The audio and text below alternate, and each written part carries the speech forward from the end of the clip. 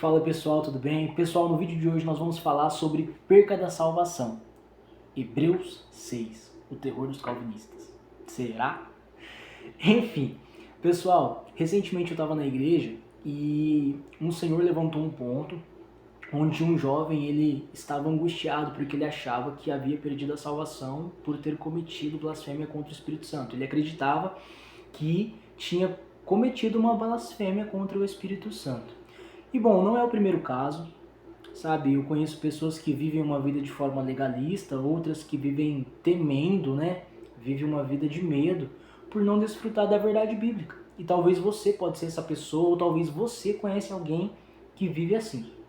E hoje nós vamos tratar sobre esse assunto aqui com o texto que a visão arminiana, que é a visão que defende a perda de salvação, mais se fundamenta, que é o texto de Hebreus 6, versículo 4, 5 e 6, e depois o versículo 9, ok? Então nós vamos começar aqui no versículo 4, tá bom? Porque é impossível que os que já uma vez foram iluminados e provaram o dom celestial e se tornaram participantes do Espírito Santo, 5, e provaram a boa palavra de Deus e os poderes do século futuro. Versículo 6, e recaíram, sejam outra vez renovados para o arrependimento. Pois assim, quanto a eles, de novo crucificam o Filho de Deus e o expõem ao vitupério. Bom, esses três versículos são os versículos que a visão arminiana ou a visão pelagiana vai usar para quê? Para fundamentar uma possível perca da salvação, para dizer que um crente verdadeiramente salvo, selado pelo Espírito de Deus, eleito antes da fundação do mundo, possa perder a salvação. Aquilo que nós calvinistas não cremos, ok? A visão mais ortodoxa, vamos dizer assim. Para mim é a posição mais bíblica mesmo, né? À toa que eu aderi a essa posição, essa visão soteriológica, porque eu acredito que ela seja mais bíblica, ok? E nós vamos tratar desse texto aqui. Bom, o texto vai dizer que aqueles crentes foram iluminados, eles provaram o dom, eles experimentaram o Espírito Santo e os poderes da era vindoura. E vai dizer que se essas pessoas caírem, é impossível renová-las para o arrependimento. Mas nós não podemos ignorar, pessoal, o contexto do livro, o motivo pelo qual o livro foi escrito. O contexto histórico do livro de Hebreus, da carta aos Hebreus, funciona da seguinte maneira. O autor escreveu para cristãos, judeus, que estavam passando por um período de perseguição fortíssima. Perseguição familiar, política, religiosa. E é possível que alguns desses cristãos pudessem estar sendo tentados a retornar para a velha aliança, a retornar para o judaísmo. E então, o autor aqui ele vai escrever para dizer da seguinte maneira, parafraseando aqui para vocês entenderem. Você está achando que mudar a religião de vocês, ou mudar de religião, voltar para a velha aliança, vai resolver o problema de vocês? Não, não. Na verdade, vai piorar, porque não se trata apenas de uma mudança de religião, mas vocês vão estar rejeitando de forma consciente e de forma pública, diante de toda a sociedade, que vocês negam o sacrifício de Cristo, vocês rejeitam o sacrifício de Cristo. Ou seja, o que ele está dizendo? Ele está dizendo que aqueles cristãos estariam voltando para o sacerdócio levítico e abandonando o sacerdócio de Cristo, que é um sacerdócio superior, é um sacerdócio eterno.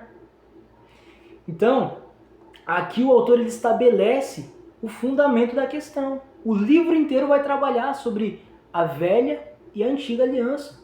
Em Hebreus 6, o autor não muda o foco, mas ele faz uma exortação baseada naquilo que ele já vem tratando no livro inteiro. Ele cria uma situação hipotética, ele levanta uma possível possibilidade e começa a exortar aqueles cristãos. O texto aqui está dizendo o seguinte: vocês provaram o Espírito Santo, vocês provaram a vida de comunidade da igreja, vocês provaram a palavra de Deus. Só que o verbo no original grego para provaram é geomai e significa provar de forma real. Eles não eram pessoas que apenas flertavam com a fé cristã. Eram pessoas que por um determinado período fizeram parte da comunidade cristã. Pessoas que conheciam os irmãos, pessoas que viveram ali no meio dos primeiros cristãos. Então, o autor está dizendo, e ele está levantando essa situação, ele está encaixando um perfil para essas pessoas. Ele está encaixando esse perfil. Mas lá no versículo 9, parece que o autor vai se contradizer. Ou ele vai levantar uma nova questão, uma seguinte questão. Mas será que é isso mesmo que o texto está dizendo? Vamos lá, versículo 9. Mas de vós, ó amados, esperamos coisas melhores e coisas que acompanham a salvação, ainda que assim falamos. Bom, essa palavra, ó amados, é a primeira e a única vez que vai aparecer na carta de Hebreus. É a primeira e a única vez. Aqui parece que ele quer consolar aqueles cristãos. E aqui ele vai dizer, mas de vós, amados, esperamos coisas melhores que acompanham a salvação. Ou seja, o autor está reafirmando a esperança que ele tem acerca daqueles cristãos, baseado nas evidências que ele via neles. Ou seja, as coisas que acompanham, ou seja, evidências que a salvação produz no crente, evidências de santidade, de boas obras, que o cristão que é verdadeiramente salvo começa a produzir. Então o autor, olhando para essas evidências, ele fala, olha, mas eu espero coisa melhor a respeito de vocês, baseado nas coisas que acompanham a salvação. Só que aí, meus amigos, uma pergunta lógica e uma pergunta boa que a visão arminiana vai fazer é a seguinte: ora, se é apenas uma situação hipotética, se não é possível perder a salvação, por que o autor faz uma exortação tão dura? Se não é possível perder a salvação, por que ele manda os crentes tomar cuidado? E é aí que nós entramos com uma resposta bíblica profunda e bem fundamentada, que é a seguinte: Deus, quando ele promete a perseverança dos santos, quando ele promete a salvação para alguém, quando ele elege alguém antes da fundação do mundo, ele garante que essa pessoa vai ser de fato salva. Só que Deus, ele não apenas determina as finalidades, mas Deus também determina os meios pelo qual a finalidade vai se concretizar. E Deus usa dois tipos de meios: os meios naturais, os meios ordinários ou comuns, e os meios sobrenaturais, os meios extraordinários. Aqui, a exortação, ela se encaixa dentro do meio natural, do meio comum, onde a pessoa, no meio da comunidade dos santos, na convivência ali e no relacionamento de discipulado, na leitura bíblica, ele é exortado por Deus, ele é exortado pelos irmãos, ele é exortado pela palavra. Então Deus usa esse meio para garantir que ele persevere. Mas Deus também usa meios sobrenaturais, que são o convencimento do Espírito, a consolação, o selo do Espírito.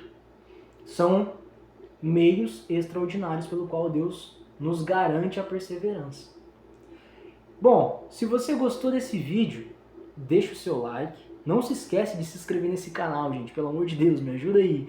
Eu vou deixar o PDF desse estudo aí para você poder se aprofundar melhor, tá bom? Então, se você assistiu esse vídeo até aqui, você pode muito bem agora baixar o PDF e estudar com a Bíblia aberta, para que a sua convicção seja formada a respeito de que não é possível perder a salvação, para que você então possa descansar em Deus e descansar e compreender ainda melhor a escandalosa graça de Cristo. Ok? Então, Deus abençoe. Até o próximo vídeo.